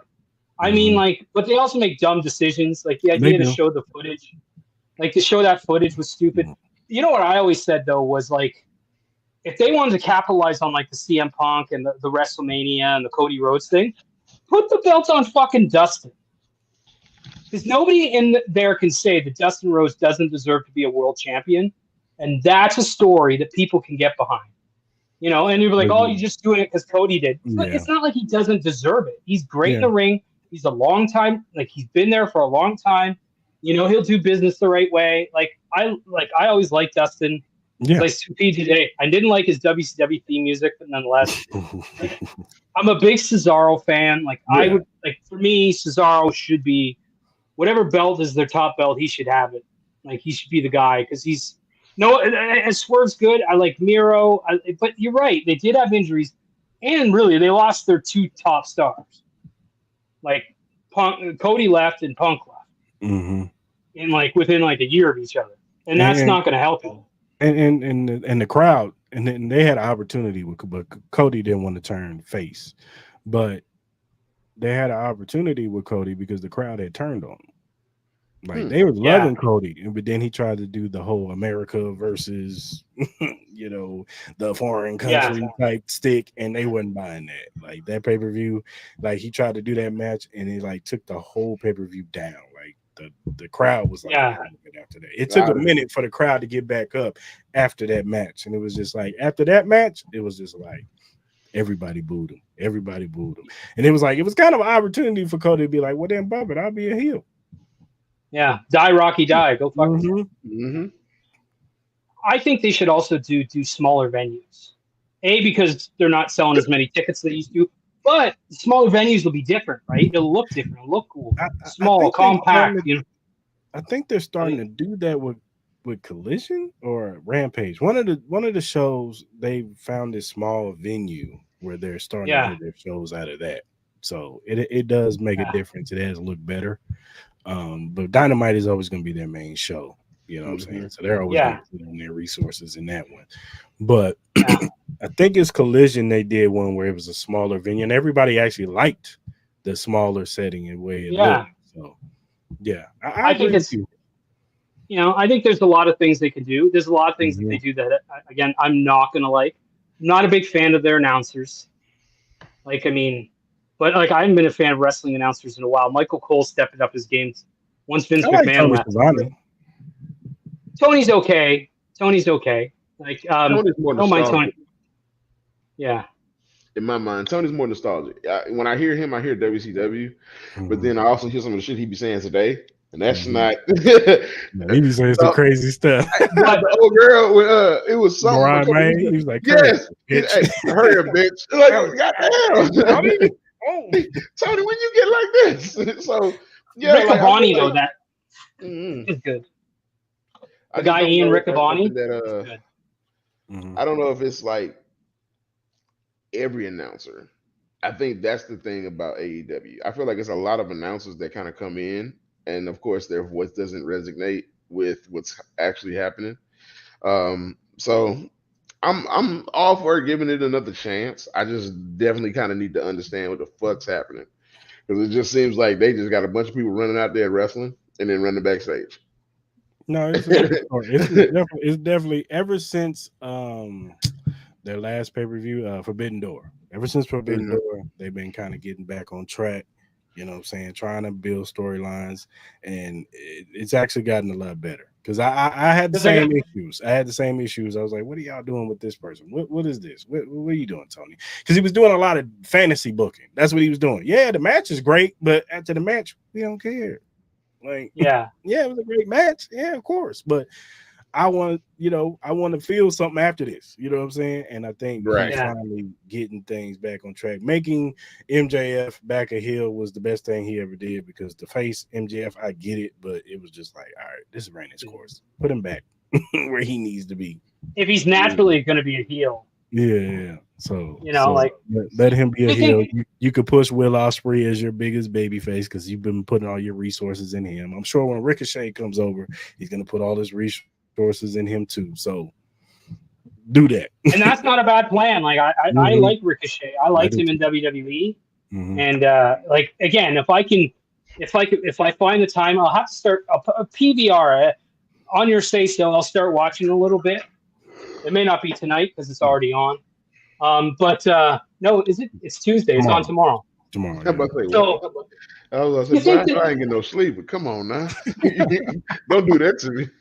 Shit. what do you think Tony needs to bring somebody else in though? I mean, he mentioned it about I'm starting to think he is, because like I don't think it's a coincidence that he brought like a Jeff Jarrett in. Jeff Jarrett's been in the business for years. There's a smart one. That's the guy they should do. He's been in the That makes business sense. for years. So I think Jeff Jarrett helps out a lot with some of the booking. There's some I think Dean Malenko's over there. No way. Somebody else. She's the star of that unit. Yeah, so there's some But he's in rough shape, right? He's got good backstage guys like Jerry Lynn's there. Dean Malenko, he looks in rough shape though. I feel bad. I think he's sick. I think he's sick. He's got Parkinson's. Yeah, Dean's got Parkinson's. Yeah, but like your mention about Jeff Jarrett, that's just like he's done a lot of booking, man. The good, bad, and indifferent. He's got experience, and I think that's the guy you can lean on. Yeah, most definitely. I think he's starting to help out a little bit too. That's a person you can lean on. There's a few other people back there, like you said, the Jerry Lynn's, those guys are back there. So I don't think he's just solely doing it by himself. Like I think he's reaching out to other people to help him out, to book the show, because he's got a big roster. You can't possibly do it by yourself, even though Vince was doing it for years. But everybody that roster's huge now. Yeah. And you saw how when Vince was doing it, he was just doing whatever he wanted to do. He didn't care what the fans wanted. He was like, I want to do this. So and that's why AEW is able to start kind of getting a little momentum, because fans WWE. That's why I say about AEW. If it didn't do anything else, it pushed WWE to get better. It pushed them to get better. But let's be honest, none of that would have happened if the McMahon stuff didn't come out. Yeah. If that stuff never comes out, Vince is still in charge. Yeah. And we probably still doing AEW. Yeah. And we'll be watching probably be watching anything else. But I mean, unfortunately for AEW, like the shitty product they had from like at 14 years, WWE allowed them to start the company. But once like Vince left, WWE just started rocketing. And I always felt WWE had better talent. Like I always did. I don't think there was ever because Roman was always there and Seth was there. They always had really good talent. It's just, again, sometimes like probably when you watch AEW, like what the hell are they doing? It's the same thing. So, but I mean, like I don't think anyone wants to I don't think anyone wants them to go on. I don't like the blood all the time. That's another thing. Like I'm not against blood. I'm not against it all. But I think you can do it without blood. But it's got to be the right time. Not a big John Moxley guy. Never have been. Not a big John Moxley guy at all. So, and I know he's been hurt, but whatever. But like, you need, like, I just think that they are the alternative. They are doing their things different, but it's like, maybe everyone has to temper expectations, because we saw how they were doing for like a 2 or 3 year period when they're like, maybe you have to temper expectations and realize that, like, somebody said they've only been around 5 years. Yeah. And they tried to hot shot the thing. Like, but like now they've come back down. So now it's how do they build up from here? I think adding a guy like Ricochet, you mentioned Shelton Benjamin and Bobby Lashley. It'd be cool if they went there. I'd rather see them go to TNA. Yeah. I think TNA is the underrated roster. Yeah, they're doing good things with TNA. Really good. Shout out to Crazy Steve, my guy. Good old Crazy Steve, he's my man. But like they have some really, like, Nick Nemeth's great. Ali's great. Moose is good. Eric Young's awesome. Like they have a lot of guys. Alexander, I think his name is. Yeah, he's really good too. Canadian. They have a lot of Canadians on the roster. That's a good thing. They have a lot of. Scott D'Amore was involved, but like, I just think I'd like to see Bobby and them go to TNA. I think they could make more of an impact. No pun intended. I think that Tony Khan check. It's gonna be a lot. That's the thing. It's like he's gonna be able. That's the one thing. I think that's the one thing that bothers a lot of people is that he wasn't like he's a rich. I said he's basically a male Dixie Carter. He's Dixie Carter, Ted Turner, goddamn Eric Bischoff all rolled into one, and all the worst Yeah, parts. he's All got the worst parts. and I'm like, you just. I mean, what would you do if you had a rich daddy and you want to start? No, I get it. Good for him, but it's just like when Punk was like, when Punk said we're in different businesses, I said, I think that's the question. Like, what's his goal? Because if it's to make money, I don't think he's doing that. If it's to own a wrestling company, making no money. It ain't about making money. Because I guarantee if it was about making money, he would have been done with this shit. Because I'm gonna tell you right now, there was a whole season where I know for a fact, and he lost a lot of money. And I don't understand how you kept that business. Like when COVID hit, I just knew that bitch was in the trash. Not even gonna lie to you. Nobody was in the arena. Because nobody there really watching. Yeah. But at the same time, you had WWE doing the same thing, doing the same shows. You had people coming into, and the thing about AEW was they were one of the first places that people really started to come to when COVID started to kind of lighten up. You seen more people at those shows with masks on than you seen in the WWE arena, which, okay, I give y'all that. Y'all kind of gave people that feel again as far as being back into a wrestling arena, hearing the music, feeling the air, all that good shit. Like, people don't understand, like, watching wrestling is not just watching wrestling. It's a vibe. It's a feeling. It has its own heartbeat. And I don't think people understand that. So when you get that heartbeat back, like after COVID, I don't know if they was going to necessarily do as big as they was, trying to be. So I'm glad that they're still around to even talk about. They're constantly growing. It's just, I know at one point in time, he wasn't making no money. So you can't say it's about making money, because I know he lost a lot of money during that period. And just kind of, seeing exactly how far he's come since then, you can kind of say it's about building a wrestling brand, but at the same time, he's kind of taking, like I said, the Ted Turner approach to it. Let me buy as much talent as I possibly can, and when they come over here, shitty booking. So at the end of the day, like, I'm gonna pay you, but you might not be the star that you think you are, and that's not because I'm not giving you that shine. It's just that I don't know how to book you. Like Daniel Bryan, like you say, he was not touted for a title run because his body was going to be what it was. But I still feel like there's a lot of younger talent that he could have easily worked with to kind of make them a little bit better.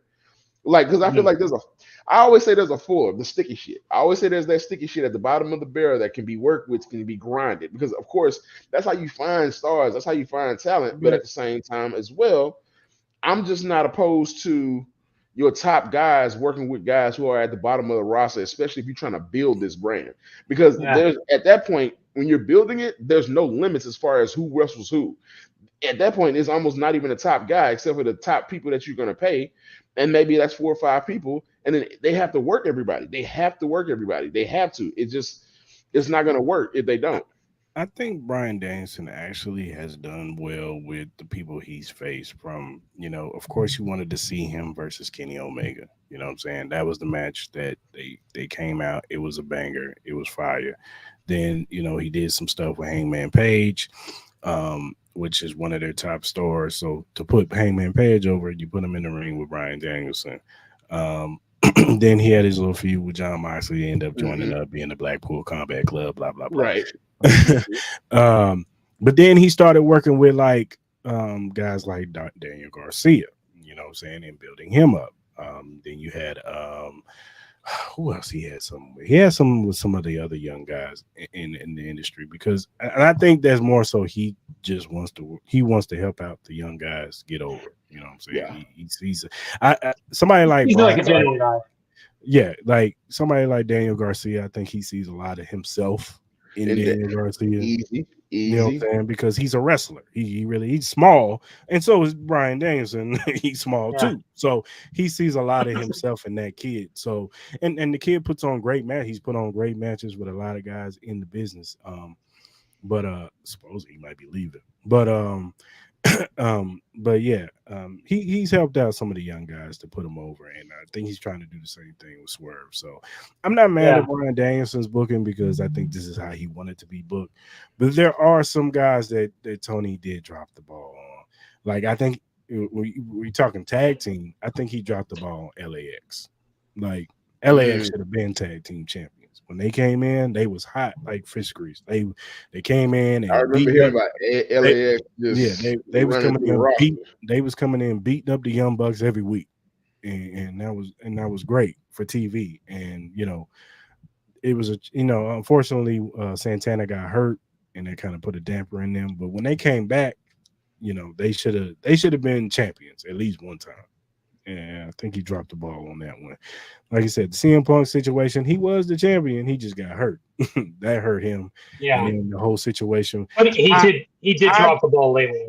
I personally, the CM Punk situation, I think that could have been a conversation he could have had in the back. Like, I don't think he should have did that when you're doing Murders Row, Media Row, and you're talking and then you always blah, blah, blah, blah, blah. Like, if you have a problem with them, like, after the show, go to the locker room and say, hey, we need to talk. I need to tell y'all something. I ain't feeling this, blah, blah, blah. But to do that to do that on the media, like, it's like, you have to do that, bro. It wasn't right, but wasn't that after that, like, Adam Page kind of changed the whole promo on live TV?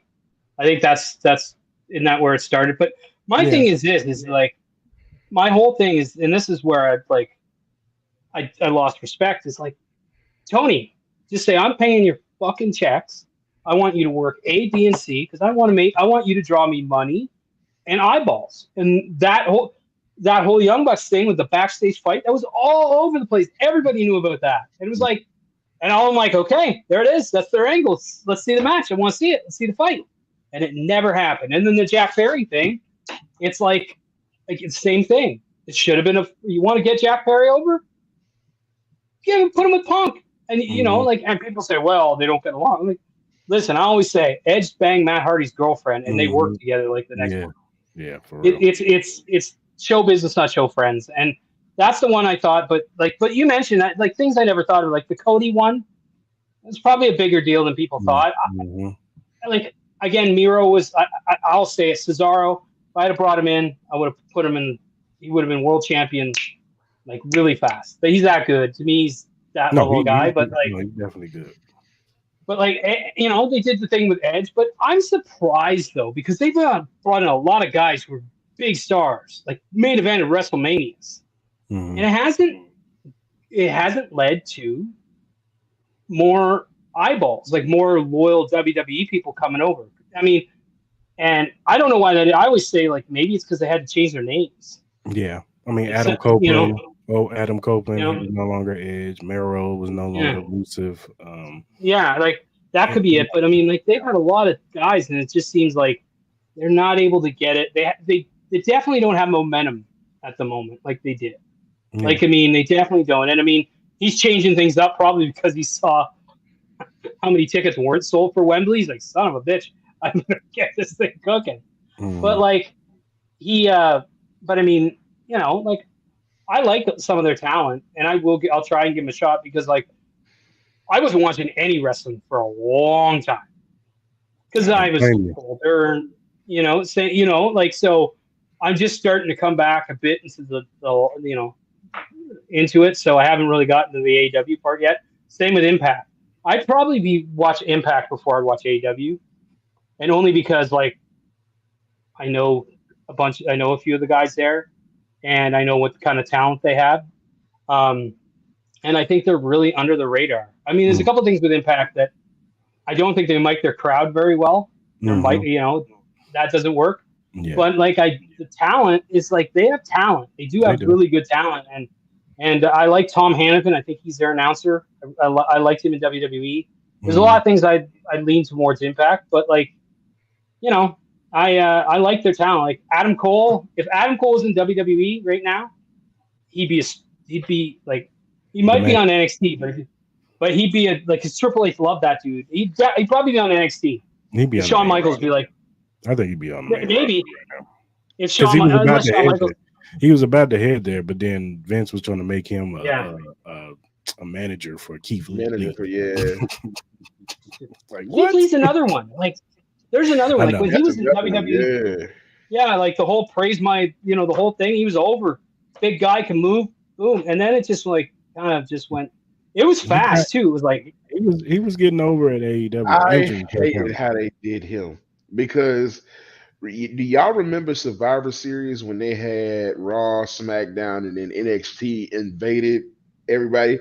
I thought that was smart as fuck because, of course, the NXT guys, of course, they're not all against polished Brock. off, but you had, Keith Lee who was going to be able to kind of represent, and then of course that was going to be like a little great little setup, and you could have easily had that go on for not necessarily Survivor Series type thing, but you could have easily built off of that hype as far as what y'all did with Keith Lee.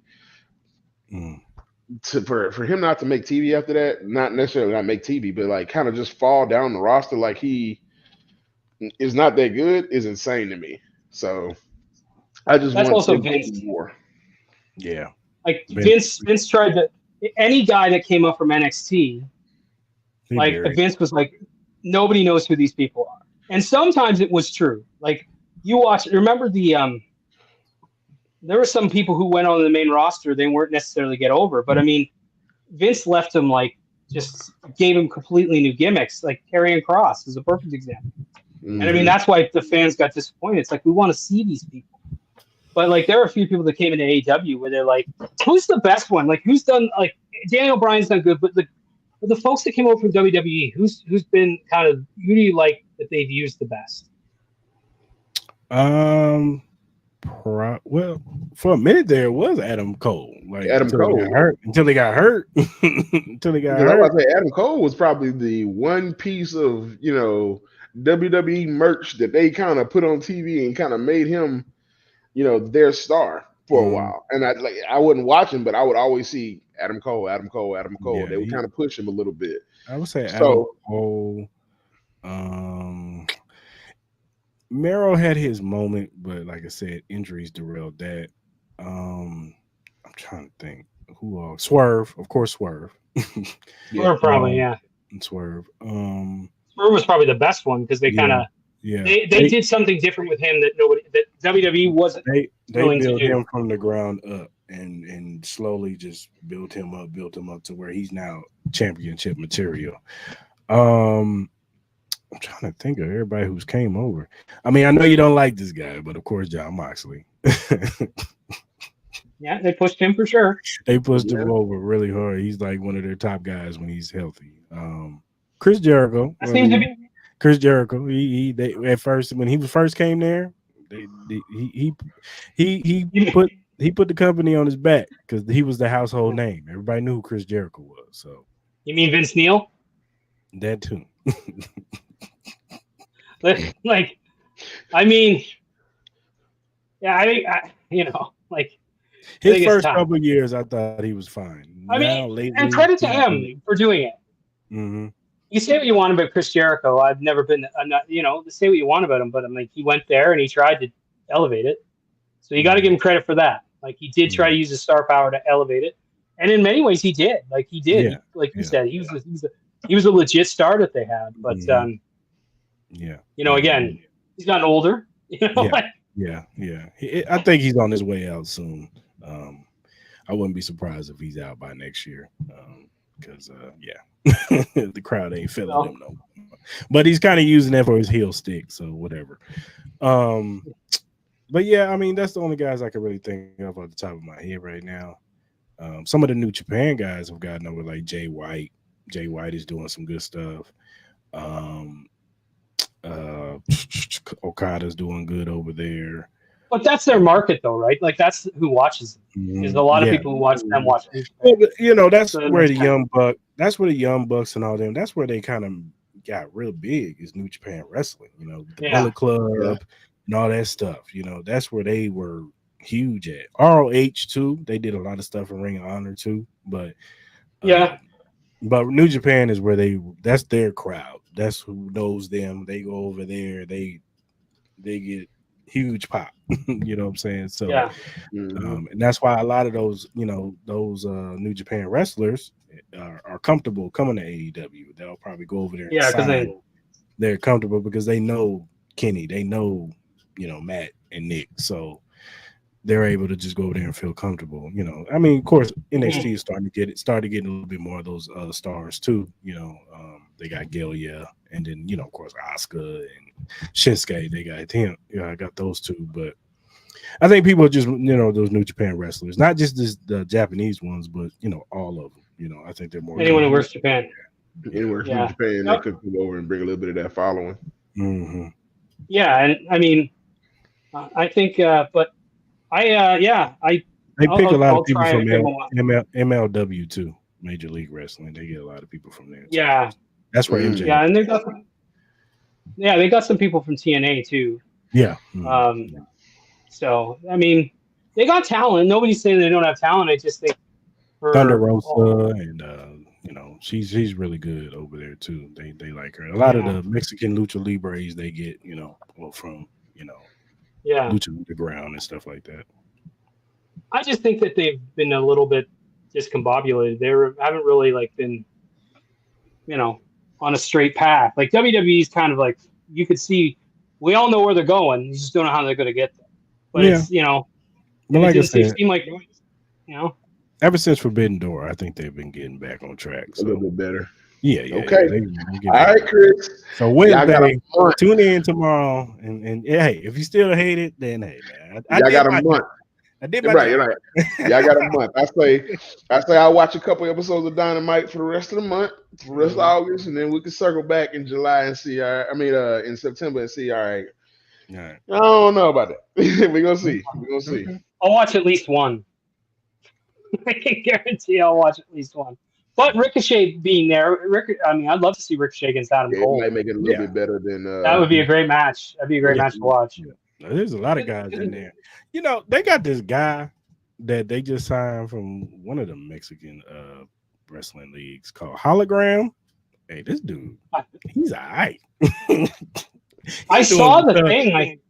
He was doing some stuff. I was like, okay, I like this guy. All right. Okay. I like this guy. See, right. That's how it always starts. I've seen his stuff on the internet. I've seen but I haven't actually watched him. So, but I mean, again, but as I think they got to stop worrying about WWE, and AEW fans have to stop worrying about people shitting on AEW. If you like it, if you're an AEW fan, watch it, and try and get your friend to watch, because that's the way.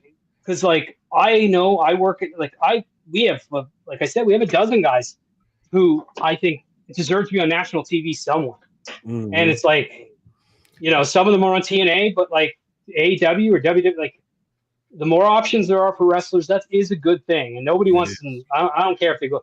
I don't want them to go out of business. I don't think they will, because Jesus Christ, Tony probably makes more in interest every year than he's going to lose on the company, likely. Yeah. But I would like to see them be viable. I think there's a certain level of credibility by being an actual viable business. I think that's what WCW, a lot of its credibility too, is that they became a viable business. They weren't just some rich old man's tax write-off. And I think that's the one thing I want to see AEW is I want to see them become a viable business. And I think they honestly have to take it back a bit. Like you said, getting the small, you were talking about the smaller venues, and I was smaller venues, start building that young roster, because right now, I mean, your ratings aren't super good. So I think you have this time where you can start elevating the young guys that you wanted. And you see that with WWE, you kind of see where they're going to elevate, like Bronson Reed. He was kind of lying in the weeds for a minute. Then it was just all right. So, but I mean, I hope they keep paying people big money, because that's good. I mean, but again, it's his money. If he wants to do it, right. Yeah, right. Right. And yeah, man. And like you said, man, as long as people are getting jobs and there's other options to get jobs, because you don't want to see these guys unemployed, and no, it's good for the business. Yeah, but store parking lot. Yeah, or on a beach with no top rope. We had one, but then it ended. Don't hit the ropes. No. Funniest shit ever. Chris, if you ever got time to understand where that joke comes from, go back and watch our show with the Notorious TID. I'm gonna tell you right now, him and John got a story about them doing the show on a beach, had a ring set up, and it was just bad. So go back and watch that episode. I guarantee you're gonna laugh your ass off It was that part. bad. It was the worst. It was bad. It was bad. Hilarious, but bad. I mean, not for made him. for a great story. No. Made for a great story. Great story. But Chris, I mean, thanks for joining us. We tried to get you on for a long time. We'll get you on again. Yeah, for sure. Man. When we'll talk more wrestling. And George, what do you? As always, we're here every week to provide you great wrestling content. We got guests like Chris coming in. We got what else? Do we have anything else coming up in the next week? So just so they know, we're back on X because we paid that motherfucker the money.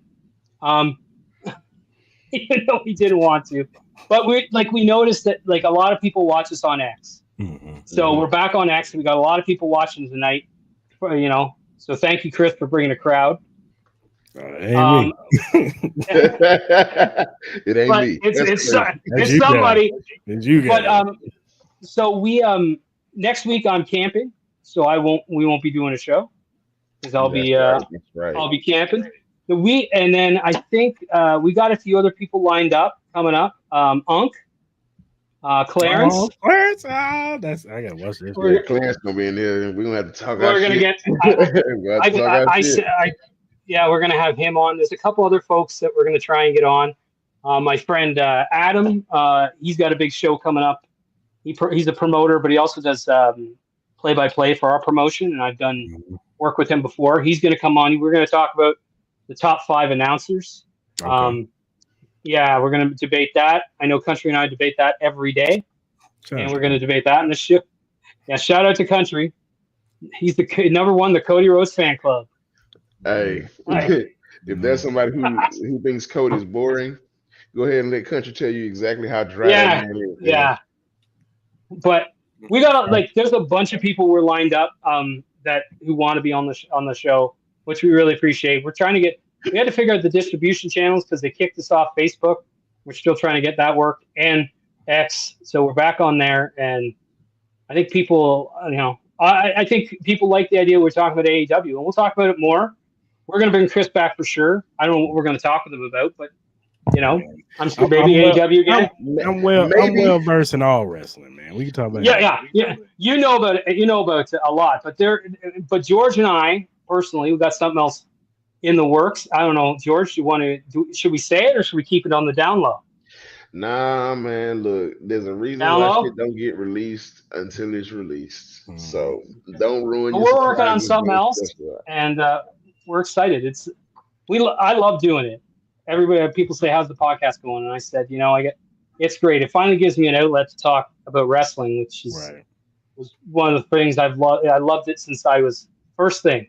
So funny because people why the reason I became a wrestling fan was my dad took me. My dad always watched he loved wrestling in the 60s and old school, and he took me to a Woolworths store and he said you can get any toy you want, anything. My dad's a car guy. He was an old school car guy, built his own hot rods and everything. So he was mechanically inclined. He was handy, could do anything. He once told me, he's like, "John, you're as handy as a dog's dick," and which I don't know, but I went to he's like, "You can pick any toy you want." I picked the Hulk Hogan action figure. And from there it was just, onward, upward. So I love that I'm able to talk wrestling with George and yourself and meet all these exciting people. We just love doing it. And to everyone who tuned in tonight, thank you so much. Thanks for spending your Tuesday with us. Chris, thanks for taking time. I know you're busy. You got 36 podcasts there. You got the Jamaican podcast. And what do you got going on? So when's tell the people when you're on? My Chiefs podcast for all the Chiefs fans out there. We go on every Tuesday at 5 p.m. Central Standard Time. We're on Twitter, we're on X, we're on Facebook, we're on YouTube, we're on all the channels. So peep us out, man. Yeah. You can follow us on my tag AH Chief Podcast. And then my Cris Style podcast. I'm on every Monday. We do it at Mondays. We're at 12 p.m. Pacific Standard Time, so that's 3 p.m. Eastern Standard Time. So what's that? 11 p.m. Central Standard Time. So So yeah, we do that on Mondays, and actually Monday is our 100th episode. We're gonna have a big episode. We're gonna have a whole panel. Oh, nice. Yeah, we're gonna have a big panel of people coming on. So if you guys are not busy, we're gonna go on at 6:00 on Monday, so we can give people time to come on the show. So if you're not busy, check us out, man. We're gonna be talking about everything, all the sports. Probably throw some wrestling stuff in there too. We're gonna talk about a little bit of everything. We're gonna try to have you guys talk about. I watched the Jamal. He really knows his stuff, especially like the NBA. He's on point about that. Yeah. The boxing, you guys do great boxing. Yeah, I remember you had Boogie on, and so you guys talk a lot of different sports, which I like because, and Arrowhead Chiefs podcast. I heard there's an opening for the #1 Chiefs podcast in Canada. I heard there might be an opening, so I mean, if you're looking for your token Canadian to be on there, hey man, come on. You come on next Tuesday for sure if you want to. I can't next Tuesday because I'm camping. I'll probably be too drunk. Okay. Not that never stopped me before, but I'll definitely want to come on. We got a long season. Well, listen. I'm gonna be drunk next Tuesday. That's it's not even fucking Friday yet. No, listen, I'm camping. What else? Like I'm gonna be but like we are coming.